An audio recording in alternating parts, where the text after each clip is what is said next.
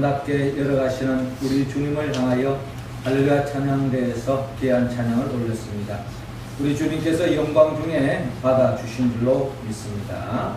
네, 찬양의 가사처럼 우리 모두가 참빛 대신 예수 그리스도를 바라보고 그 빛 대신 주님의 인도하심을 따라가서 늘 밝은 삶, 또 어둠을 몰아내고 덧없는 하나님의 나라를 열어가는 우리 모두가 되기를 주의 이름으로 축원합니다. 이 시간 우리 옆사람 한 복음을 나눕시다. 주님을 따라갑시다. 주님을 따라갑시다. 네. 제가 어릴 때에 우리 집 마당에 호박씨를 심은 적이 있습니다.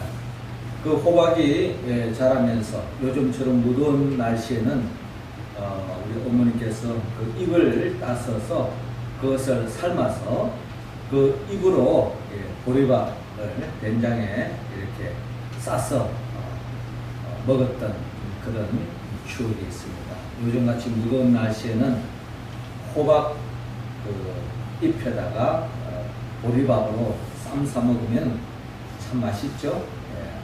올 여름 무더운 날에 그런 경험을 여러분도 할 수 있기를 바랍니다. 이 가을이 되어지면 호박이 누렇게 이제 익어가는데 이제 그것을 또 따서 호박죽을 끓입니다. 호박죽을 끓여서 어머니께서 앞집 뒷집에 이제 갖다 주라고 하면서 이렇게 심부름을 시킵니다. 저는 그 순간에 참 행복했습니다. 뭐 그렇게 넉넉한 집도 아니었고 하지만 그 호박죽은 푸짐하게 끓여가지고 그 앞집 뒷집에 갖다 줬을 때 그 기쁨은 이루 말할 수 없었습니다. 호박으로 또 어떤 집은 엿을 만들어 먹기도 하고요. 또 호박 부침개도 만들어 먹기도 하죠. 자, 그렇게 본다면 이 호박, 이 조그마한 그 씨알 하나에는 이처럼 호박잎도 있고 호박죽도 있고 호박엿도 있고 호박 부침개도 있고 그 조그만 씨 안에는 또 많은 사람과 서로 사랑을 나눌 수 있는 그런 기쁨도 그 씨 안에 담겨져 있습니다. 이처럼 말씀이 육신이 되어 이 땅에 오신 예수 그리스도, 그 예수 그리스도 안에는 바로 인간이 죄로 말미암아 잃어버린 그 하나님의 나라의 그 축복, 그 복을 그 예수 그리스도가 품고 있습니다. 그래서 말씀이 육신이 되어 이 땅에 오신 그 예수 그리스도를 나의 주, 나의 하나님으로 영접하면 예수 그리스도로 인하여서 우리의 삶 속에 하나님의 나라가 심겨지고 그 하나님의 나라로 인한 그 풍성한 복이 우리의 삶 속에 이루어진다는 것입니다. 특별히 오늘 성경의 본문의 말씀은 예수 그리스도를 영접하고 예수 그리스도를 내 인생의 주인으로 모시고 주님을 따라가는 그 인생들에게 어떤 복이 오는가? 오늘 또한 성경은 우리에게 크게 세 가지의 복을 안겨주신다고 말씀합니다. 먼저 오늘 본문 2절을 통하여 건강의 복을 주신다고 말씀합니다. 2절 말씀 우리 같이 한번 읽어봅시다. 시작. 큰 소를 우리가 따르니 이는 병자들에게 행하시는 표적을 보았음이로라. 아멘. 자, 오늘 성경 본문 1절은 이렇게 시작합니다. 그 후에 예수께서 디베레아의 갈릴리 바다 건너편으로 가심에 큰 무리가 따르니 이는 병자들에게 행하시는 표적을 보았음이로라 라고 기록되어 있습니다.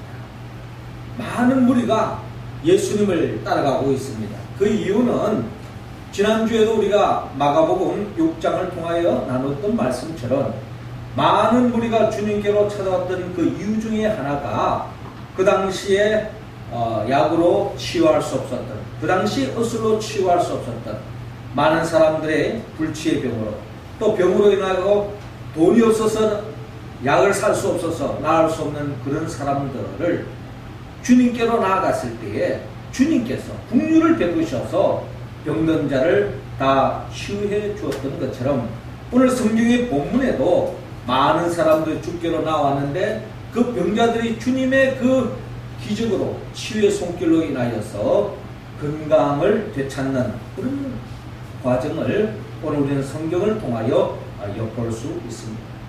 우리가 잘 아는 바 성경 곳곳에는 주님께서 병든 자를 치유해 주시는 사건들로 기록되어 있습니다.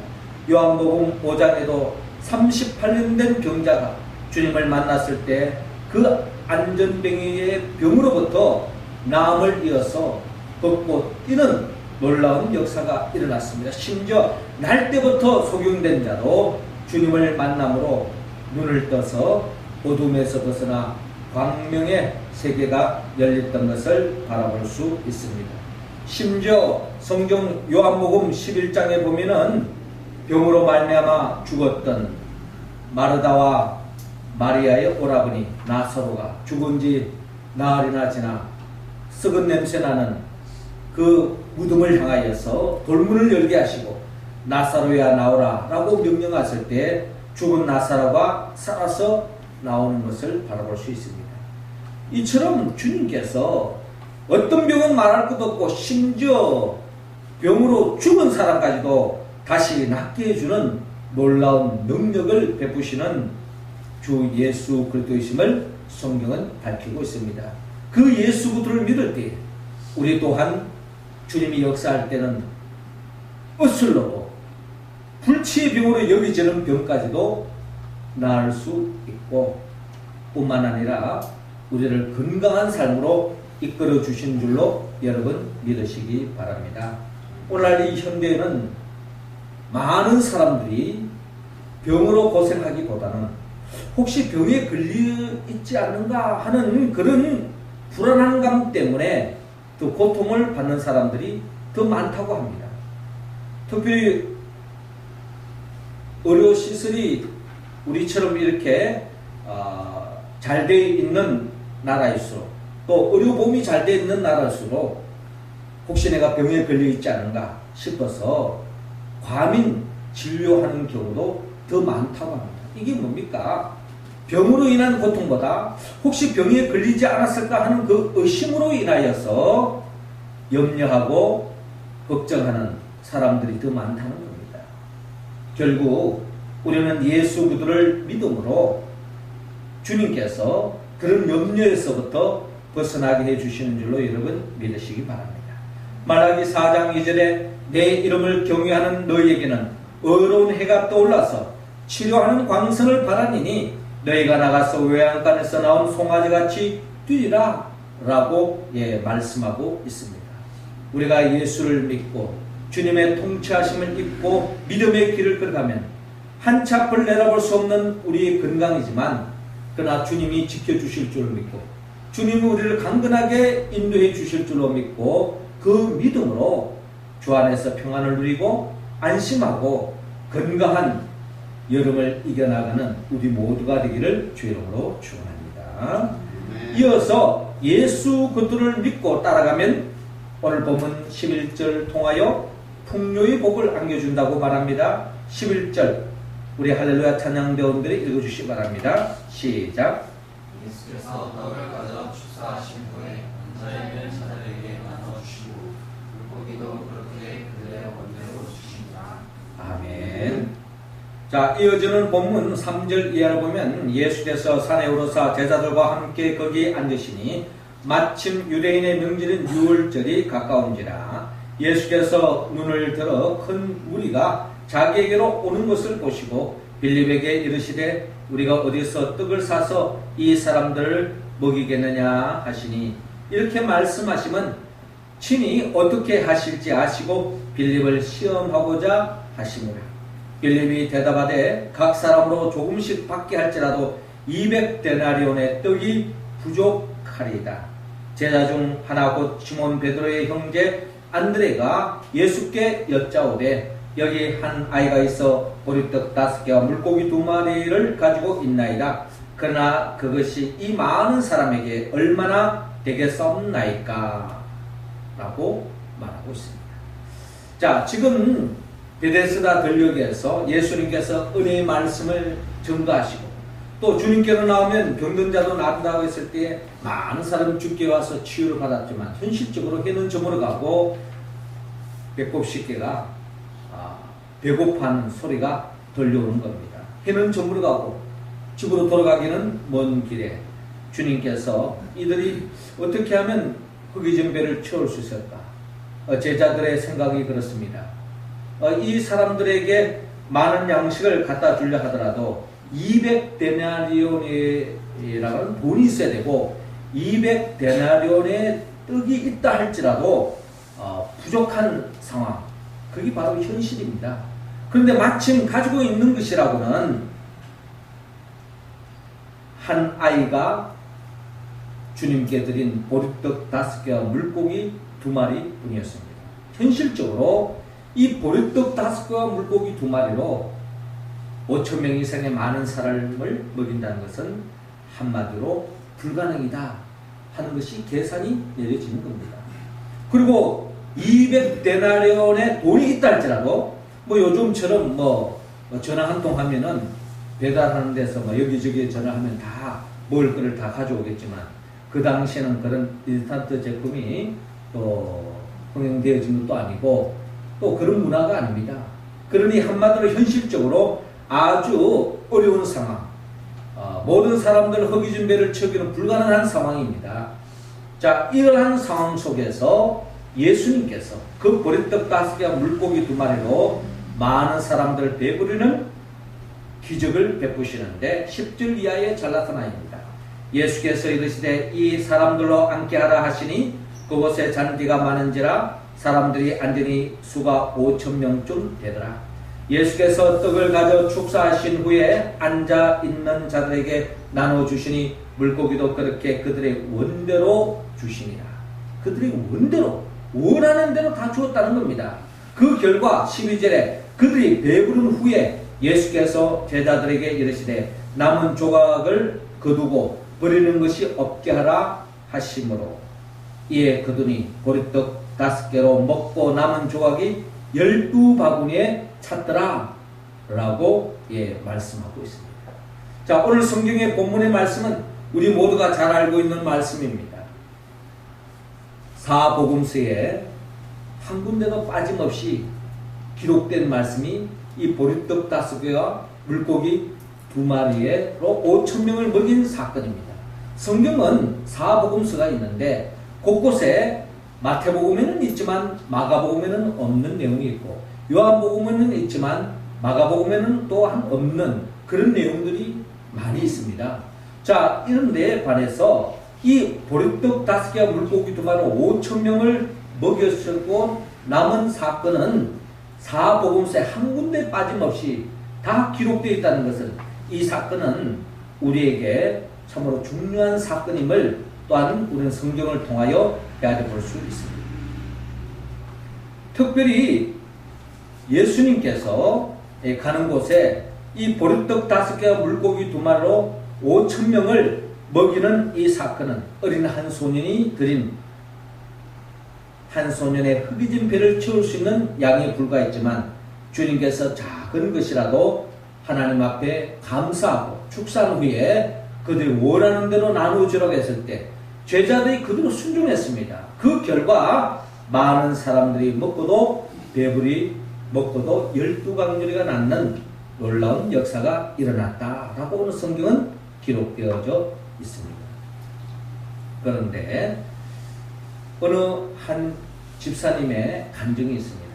이 집사님은 자기가 고등학교 다닐 때에 교회를 다녔어요. 친구의 권유에 의해서 교회를 갔는데 그때 마침 목사님이 설교를 하시는데 이 보리떡 5개와 물고기 2마리 5,000명을 먹이신 이 사건의 이야기를 증거를 하는데 이 친구가 그 목사님의 말씀이 도저히 믿기지 않습니다. 그리고 이 성경의 말씀이 믿어지지 않는 거예요. 어떻게 거짓말이 어떻게 성경에 기록되어 있는가? 이 거짓말 같은 이야기가 성경에 기록되어 있는 내가 굳이 그런 성경을 내가 믿어야 할까?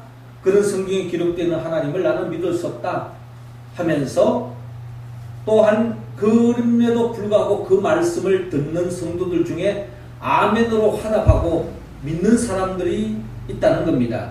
나는 이런 사람들과 같이 신앙생활 하고 싶지 않고 또 과학적인 사고로 봤을 때는 도저히 이거는 믿기지도 않고 믿을 수도 없고 이거는 허구다, 거짓이다 라고 생각하면서 거꾸로 교회를 떠났다고 합니다. 교회를 떠나고 18년이 흘렀습니다. 젊음을 보내고 대학을 보내고 또 사회생활을 하고 결혼생활을 하고 여러가지 삶을 통해서 이분이 그의 삶이 엄청난 고난과 역경과 피폐한 삶을 경험했습니다.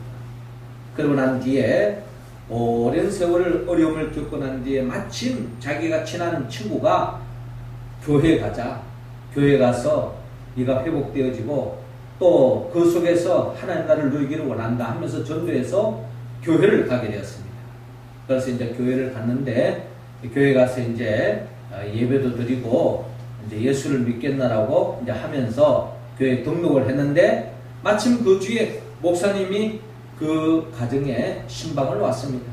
신방을 와서 목사님 말씀을 전가하는데 마침 이 요한복음 6장에 오늘 성경의 본문의 말씀을 읽고 설교를 하는 겁니다. 그 내용은 우리가 방금 읽은 내용처럼 보리떡 5개와 물고기 2마리로 5,000명이 먹고도 12강주리가 남았다 라고 하는 이 말씀이 18년 전에는 얼도당도 안 되는 이야기로 들려왔고 흙으로 들려왔고 거짓말로 뻥으로 들려왔는데 오늘 이 말씀이 그대로 마음속에 와닿으면서 아멘으로 자기 자신이 화답을 하더라는 겁니다. 그리고 그렇게 화답한 그 이후부터 주님께서 그의 삶 속에 자정하시고 주님이 통치하심을 따라갈 때에 그의 삶이 부족함이 없는 삶을 살았다는 겁니다. 그런데 예수 믿고 난 뒤에 예수를 다시 믿고 난 뒤에 뭐 사업이 잘 돼서 물질적으로 풍요해서 부족함이 없었는 것이 아니고 그의 삶이 예전과 같이 피폐하고 어려움도 없지 않고 경제적인 어려움도 있었는데 예전에는 보리떡 5개와 물고기 2마리로 정말 힘들게 살았는데 이제는 그 보리떡 5개와 물고기 2마리로 살아가는 그 삶 속에 더없이 감사가 있고 기쁨이 있고 행복이 있고 하나님의 나라가 열렸다라고 하는 간증을 듣게 되었던 것입니다. 할렐루야. 여러분, 성경의 말씀은 우리에게 때로는 과학적으로 이성적으로 생각할 때에 정말 믿기지 않을 때가 많이 있습니다. 그러나 여러분, 이 세상을 살아보면 모든 것들이 과학적으로 전개되고 해석되어지고 또 과학적으로 설명될 수 있는 부분도 있지만 이 세상은 과학적으로 이성적으로 해석되지도 않고 또한 설명할 수 없는 삶의 자리가 우리에게 얼마나 많이 있는지 모릅니다. 보리떡 5개와 물고기 2마리로 5,000명 이상을 먹일 수 없지만 주 안에서 이루어진 것처럼 예수 그리스도를 믿고 살아가는 우리의 삶 속에서 현실적으로는 도저히 불가능이라고 생각하고 절망이라고 여겨졌던 모든 것들이 주 안에서 해결되어지고 주 안에서 모든 문제가 해결되어질 뿐만 아니라 근심과 걱정에서 벗어나 예기치 못했던 하나님의 은혜와 은총 속에 숨통이 트이고 살 길이 열리고 시온의 대로가 열리는 소원이 이루어지는 놀라운 역사가 예수 그리스도를 믿는 삶의 자리에서 일어날 수 있다는 것입니다. 저도 개인적으로 제 삶 속에서 성경에 나오는 홍해가 갈라졌다, 하늘에서 만나와 메추라기를 공급해 주신다, 반석에서 물이 나왔다, 이런 이야기들은 성경에만 있는 이야기가 아니라 오늘을 살아가는 제 삶의 현장에도 하나님께서 홍해를 열어주시고 하나님께서 광야와 같은 그런 여정 속에서도 배고프지 않도록 만나와 메추라기를 공급해 주시고 때를 따라 그 광야에서 반석에서 물이 나오게 해주시고 심지어 대적들을 다 물리쳐주는 이런 이야기가 성경의 이야기가 아니라 제 삶 속에 그대로 살아 역사하는 것을 바라볼 때에 성경의 말씀은 하나도 의심스러울 것이 없고 결국 내 삶 속에 그대로 이루어질 것을 생각하니 감사할 수밖에 없다는 것입니다. 사랑하는 성도 여러분, 보리떡 5개와 물고기 2마리로 5,000명을 먹고도 12강조리가 남는 역사처럼 여러분들의 삶 속에 예수 그리스도가 좌정하시고 그 예수 그리스도의 통치함을 따라서 물리적으로, 운명적으로, 환경적으로 어렵고 힘들지만 주님의 도우심 속에서 넘치 못하는 게 없고 막혔던 것들이 풀려지고 바라고 소원하는 바들이 다 이루어졌어. 허기진 비가 배부른 것처럼 여러분들의 소원하는 바들이 다 이루어지고 만족한 삶이 주 안에서 충만히 이루어지기를 주여로 축원합니다. 이어서 예수 그리스도 안에 있으면 오늘 본문 20절을 통하여 평안의 복을 누린다고 말씀하고 있습니다. 20절 말씀 우리 다 같이 읽겠습니다. 시작. 이르시되 너희 두려워하지 말라 하시는데 아멘. 자, 오늘 성경 본문 14절 이하에 그 사람들이 예수께서 행하신 이 표적을 보고 말하되 이는 참으로 세상에 오실 그 선지자라 하더라. 그러므로 예수께서 그들이 와서 자기를 억지로 붙들어 임금으로 삼으려는 줄 아시고 다시 혼자 산으로 떠나가시니라.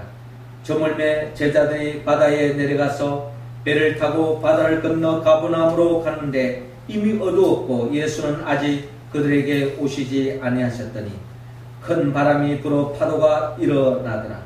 제자들이 노를 저어 10여리쯤 가다가 예수께서 바다 위로 끌어 배에 가까이 오심을 보고 두려워하거늘 이르시되 내니 두려워하지 말라 하신대 이에 기뻐서 배로 영접하니 배는 곧 그들이 가려던 땅에 이르렀더라 라고 기록되어 있습니다.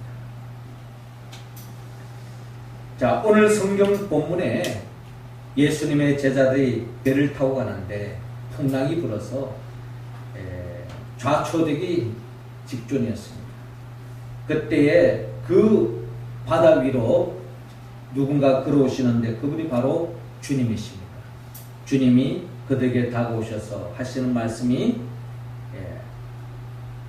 주님께서 내니 두려워하지 말라 라고 말씀하고 있습니다. 이 말씀을 듣고 제자들은 두려움에서 벗어나 또한 마음의 평안을 되찾고 그들이 가려던 소원의 항구를 향하여 나아가 그 땅에 도달할 수 있었던 이야기를 오늘 성경은 우리에게 들려주고 있습니다. 그렇습니다. 주님께서 함께 하실 때 우리는 진정 두려움에서 벗어날 수 있습니다. 18세기에 프로이센 왕이었던 프리드 2세는 어느 날 인간에 대한 호기심을 가지고 인간이 아무 말도 하지 않았을 때에 태어날 때부터 최초로 인간이 하는 말이 뭘까 하는 호기심이 있었어요. 우리가 일반적으로 생각해 사람이 태어나고 자라면서 제일 먼저 하는 말이 뭐 엄마 뭐 이런 말을 먼저 하는 게 아닌가라고 생각이 들립니다만 뭐 우리가 엄마지만 미국에서는 또 다른 식으로 또 표현할지 모르겠지만은 그래도 이 프리드 2세는 인간이 처음으로 하는 말이 뭘까 하는 그런 호기심을 가지고 실험을 했어요. 그래서 많은 특별히 교육시킨 간호사들을 모시고 또 이 아이들에게 최고로 좋은 환경과 좋은 음식, 영양분을 공급하면서 이 아이들에게 무슨 말을 하는지 관찰하기도 했습니다. 그 대신 또한 이 아이들을 아무 말도 하게 하지 않았어요. 어떤 소리도 말하게 하지 않고 그냥 이 아이들을 이렇게 돌보면서 무슨 말을 할까라고 관찰을 하기 시작했는데 이 아이들이 자라면서 이 아이들이 무슨 말을 할까라고 귀를 기울였는데 특별한 말은 나오지 않고 어느 순간에 이 아이들이 한 사람씩 시름시름 하더니 한 사람, 두 사람씩 죽어가는 것을 발견하게 됐습니다. 더 이상 내버려두면 다 죽을 것 같아서 더 이상 이 실험을 중단하고 그 실험을 통해서 얻은 결론이 사람은 말소리를 듣지 않으면 말을 할 수 없는 것이고 또 말소리를 통해서 그 소리를 들음을 통해서 이 아이들이 안정감을 되찾고 사랑을 느끼고 행복을 느끼고 건강하게 자라갈 수 있다 하는 그런 결론을 듣게 되었습니다. 어린아이 때만 그런 것이 아닙니다. 우리 인간은 특별히 영적으로 하나님의 음성을 듣지 않으면 우리는 원초적으로 불안한 인생을 살아갈 수밖에 없습니다. 특별히 오늘 성경의 본문을 통하여 주님께서 제자들에게 찾아오셔서 하신 말씀, 내니 두려워하지 말라 라고 말씀하셨습니다. 예수님의 제자들 이 음성을 듣고 마음의 평안을 되찾았던 것처럼 오늘 이 말씀이 저와 여러분들이 이 본문을 읽고 듣는 우리에게 주시는 하나님의 음성으로 여러분 믿으시기 바랍니다. 주님은 오늘 이 시간 우리에게 찾아오셔서 내니 두려워하지 말라 라고 말씀합니다. 왜 우리는 이 말씀을 드려야 합니까?